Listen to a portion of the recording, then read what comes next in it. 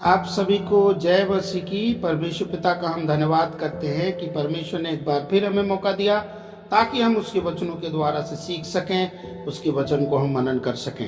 कैसे उपवास जो है परमेश्वर को स्वीकार योग्य नहीं है, उसके बारे में हम देखेंगे यशायाह उसका 58 उसके 3 और 4 वचन में, जैसे कि हम पढ़ते हैं और वहां हम देखते हैं कि परमेश्वर ने स्पष्ट तरीके से बताया हुआ है कि उस दिन जो है तुम अपनी इच्छा को पूरी करते हो और अपने सेवकों से कठिन काम कराते हो। इन वचनों के द्वारा से सीखते हैं परमेश्वर जो है उपवास और प्रार्थना जो ग्रहण करता है वो ये है कि हम उसके अकॉर्डिंग जो है उपवास और प्रार्थना करें। लेकिन आज हम सीख रहे हैं कि कैसे उपवास को जो आजकल रखे जा रहे हैं उस उपवास को परमेश्वर सुन नहीं रहा है। क्यों नहीं सुन रहा है? इस्राएली प्रभु के पास आके पूछ रहे हैं कि प्रभु क्या कारण है कि हम दुख उठा रहे हैं, क्या कारण है कि हम इतना उपवास कर रहे हैं, प्रार्थना कर रहे हैं और तुझे सुनाई नहीं दे रहा है। प्रभु के पास वो उपवास और प्रार्थना कभी सुनाई नहीं देती है जो स्वार्थी उपवास और प्रार्थना होती है। कई लोग जो है स्वार्थीपना का प्रेयर को कर रहे हैं और वो उपवास को एक अलग ही लेवल में देखते हैं। वो अपने स्वार्थ को पूरा करने के लिए उपवास कर रहे हैं। लेकिन प्रभु हमें बता रहा है, जता रहा है कि तुम ऐसे उपवास जो है ना करो जो तुम्हारी इच्छा तुम पूरी करते हो।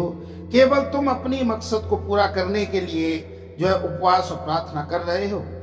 परमेश्वर चाहता है कि हम अपनी इच्छा नहीं लेकिन परमेश्वर की इच्छा पूरी होने पाए, हम ऐसे उपवास और प्रार्थना को करें।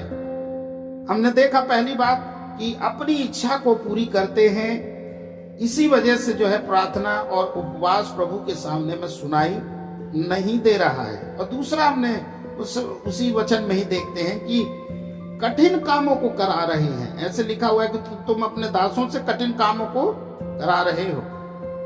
तो हम देख सकते हैं कि प्रभु चाहता है कि हम जो है स्वार्थी पना में नहीं लेकिन एक दिलेर पना में अपने उपवास और प्रार्थना को रखने पाए। हमारा हृदय जो है निर्मल होना चाहिए। हमारा हृदय जो है स्वार्थी नहीं लेकिन हमारा हृदय प्रेमी हृदय होना चाहिए और एक साझा करने वाला हृदय होना चाहिए। प्रभु यही चाहते हैं। लेकिन आजकल जिस प्रकार की प्रार्थनाएं ट्रेंडिंग में चल रही है वो प्रार्थना एक स्वार्थी प्रार्थना है। इसी वजह से उपवास और प्रार्थना ग्रहण किए नहीं जाते। दूसरा जो बात है वो ये है कि एक आशीष मिलने वाली प्रार्थना जो है, केवल मुझे ही आशीष मिले। और हम उसके चौथे वचन में देखते हैं कि तुम उपवास के दिन में आपस में जो है तुम लड़ते झगड़ते और दुष्टता से घूंसे मारते हो।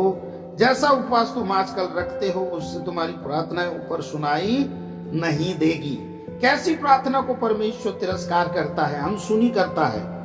वो प्रार्थना जो प्रार्थना स्वार्थी प्रार्थना, और दूसरा जो है वो प्रार्थना जो केवल आशीष मुझे मिले और दूसरे को नुकसान हो, दूसरे का भला नहीं लेकिन मेरा भला हो, वो प्रार्थना जो है परमेश्वर नहीं सुनता है। लेकिन आजकल ज्यादातर आप देख लीजिए उपवास और प्रार्थना केवल इसी वजह से ही रखा जा रहा है कि उसे नहीं, केवल मुझे आशीष मिलने पाए। हम आपस में जो है लड़ते और झगड़ते हैं, दुष्टता से घूंसे मारते हैं। हम केवल अपनी हित की और केवल अपनी भलाई और अपनी फायदे के लिए जो है उन चीजों को इस्तेमाल कर रहे हैं। लेकिन बाइबल हमें ऐसे उपवास और प्रार्थना के विषय में नहीं बताता। बाइबल हमें निस्वार्थ जो है उपवास और प्रार्थना को बताता है। बाइबल हमें उपवास और प्रार्थना का एक अलग मीनिंग, एक अलग अर्थ को प्रस्तुत करता है कि इंसान जो है अपने आप को दीन करे, नम्र करे और अपने पापों से पश्चाताप करे, अपना मूल्यांकन करे। एक ऐसे उपवास और प्रार्थना जो है आजकल जो हम रख रहे हैं, जो हम अपनी समझ के अनुसार से, जो बाइबल हमें नहीं बताती है, और इसी वजह से परमेश्वर हमारी प्रार्थनाओं को नहीं सुन रहा है, ग्रहण नहीं कर रहा है। तो पहला हमने देखा कि स्वार्थी प्रार्थना और उपवास हम रख रहे हैं जिसकी वजह से परमेश्वर सुन नहीं रहा है। हमने दूसरा देखा कि कैसे केवल जो है मुझे आशीष मिलने पाए, दूसरे को नहीं, और दूसरे का बुरा हो जाए, नुकसान हो जाए, उससे हमें कोई फर्क नहीं पड़ता। लेकिन परमेश्वर चाहता है कि हम ऐसे उपवास और प्रार्थना को ना करें जिसकी वजह से हमारी उपवास और प्रार्थनाएं सुनाई नहीं दे रही। जैसे इस्राएलियों की उपवास और प्रार्थना प्रभु नहीं सुन रहा था, वैसे हमारी उपवास और प्रार्थना को प्रभु नहीं सुन रहा है, लेकिन हम उन उपवासों को आज रखे जा रहे हैं। एक छोटा सा उदाहरण देकर मैं समाप्त करूंगा।